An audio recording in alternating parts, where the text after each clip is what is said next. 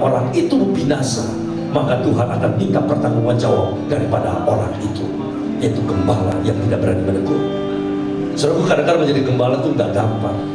Tegur salah, nggak tegur salah.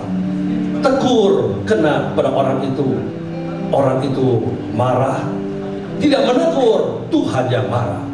Akhirnya ambil keputusan, lebih baik tegur saja. Nanti toh dia juga sadar lagi.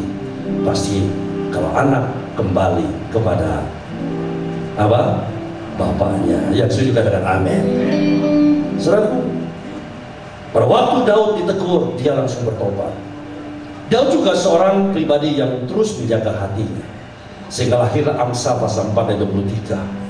Sekalipun yang menulis adalah Salomo, tapi itu adalah konsep hidup Daud, yang karakteristik daripada kehidupan Daud. Dia menjaga hatinya.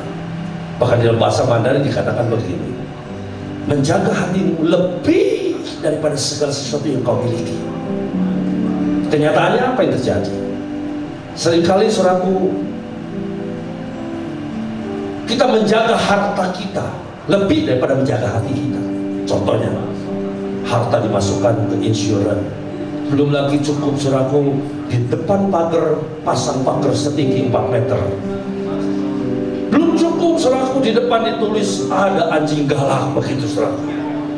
Oh, rasanya dia menjaga, memproteksi hartanya lebih daripada hatinya. Padahal Alkitab katakan, jagalah hatimu lebih daripada hartamu. Yang setuju katakan amin. Dong, gak ada yang amin. Saudara juga pasang pagar 4 meter. Hati-hati saudara. Bukan gak boleh, silakan. Tapi kalau tidak menjaga hatimu, saudaraku. Bahkan ada pujian yang penulisnya mungkin agak sedikit keliru. Tuhan, biarlah Engkau menjaga hatiku. Loh, gak benar saudaraku. Masa suruh Tuhan yang menjaga hati kita? Justru kita yang harus menjaga hati kita. Amin. Amin. Saya nggak bisa minta saudara, Pak Olga tolong jagakan hati saya ya Pak Olga. Artinya you jangan singgung-singgung saya Pak Olga. Jaga hatimu dengan segala kewaspadaan, sebab dari sana terpancar kehidupan. Yang setuju katakan amin. Mau tepuk tangan buat Tuhan kita.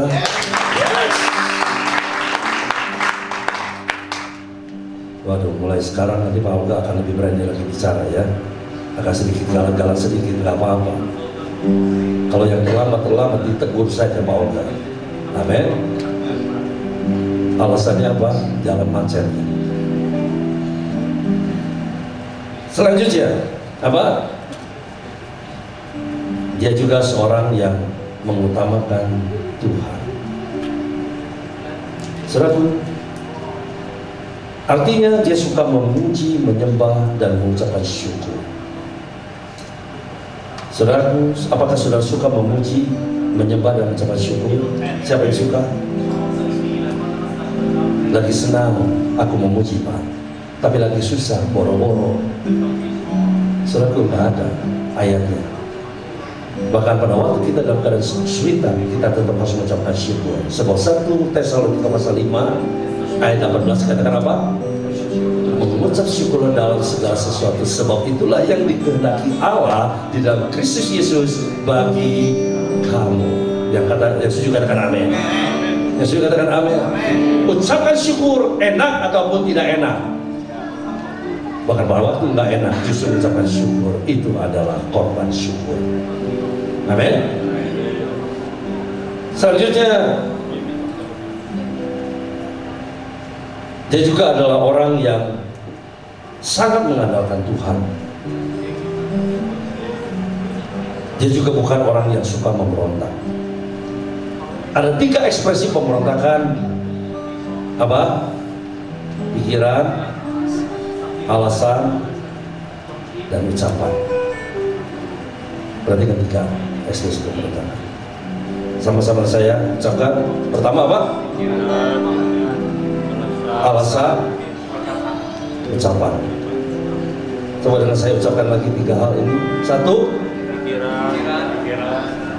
alasan, ucapan, perkataan. Amin. Itu ekspresi pemberontakan. Hati-hati. Pemberontakan itu adalah dimulai dari perkataan kita, dari pikiran kita, dari alasan-alasan. Orang yang suka beralasan itu hati-hati, itu ekspresi pemberontakan. Amin. Ya. Nah ini yang bagian terakhir dikatakan Daud tidak takut berbuat salah pada waktu dia memiliki sebuah tujuan untuk menyenangkan hati Tuhan. Daud tidak takut bersalah kalau itu adalah tujuannya untuk menyenangkan hati Tuhan. Nah ini merupakan poin yang penting yang saya mau sharingkan melalui pewahyuan yang Tuhan berikan kepada kami. Bahkan ini, berita ini belum saya sampaikan di mana-mana. Jadi saudara adalah orang yang pertama untuk menerima kebenaran ini. Yang setuju katakan amin. Tepuk tangan buat Tuhan kita. Haleluya. Baik. Catat yang baik-baik ya. Sebab ini ada revelation. Saudaraku, ini berkaitan dengan pondok Daud. Saya renungkan terus, kenapa kok Tuhan pilih pondok Daud? Selain daripada tadi yang sudah saya kupas, saya sudah menangkap, bahkan ini juga yang diuraikan oleh Pak Niko, dan sejak tahun 88 semakin ditambahkan, semakin ditambahkan, semakin ditambahkan. Nah, saudara, saya akan bawa saudara untuk melihat terlebih dahulu tentang bagaimana pola ibadah yang ditetapkan Allah kepada Musa. Saudaraku, kalau kita perhatikan bahwa di tabernakel Musa itu ada 3 ruangan. Yang pertama ada halaman, yang kedua ruang kudus, yang ketiga ruang Maha Kudus. Yang mengerti katakan amin. Ada apa di ruang Maha Kudus? Loh, jadi tadi amin itu amin apanya saudaraku?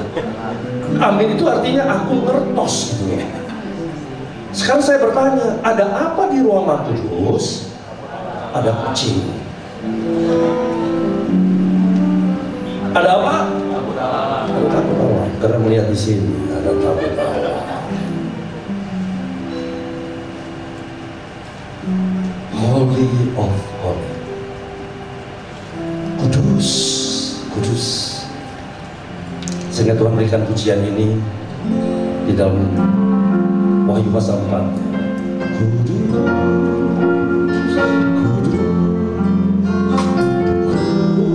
Kudus, Allah yang Maha Kuasa.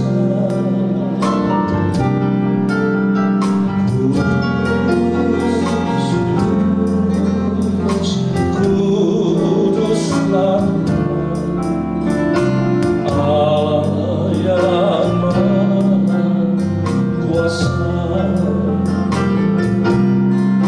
yang sudah ada, yang ada, yang akan datang, yang sudah ada, yang ada, yang akan datang.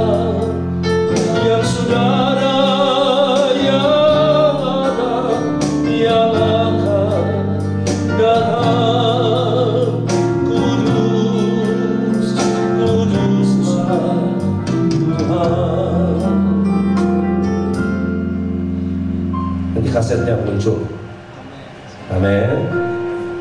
Agak sedikit memberanikan diri bikin volume yang pertama dengan suara yang pas-pasan sampai pada waktu mixing itu bagian mixingnya bertanya kepada anak saya, karena yang mengarranger anak saya bersama dengan teman-teman. Dia katakan, "Pak, yang nyanyi ini umurnya berapa?" Umurnya berapa? 59. 59. Agak kaget saudara. Pikirnya mungkin umur 20. Haleluya. Masih boleh juga. Nah saudara, Wahyu pasal 4 menjelaskan tentang keadaan di surga nanti. Di surga itu nggak ada yang lain, hanya puji-pujian. Dan saya juga katakan amin. Semua harus belajar nyanyi lagu ini. Jangan sampai nggak bisa nyanyi lagu ini, sebab saudaraku diambil dari ayat Alkitab.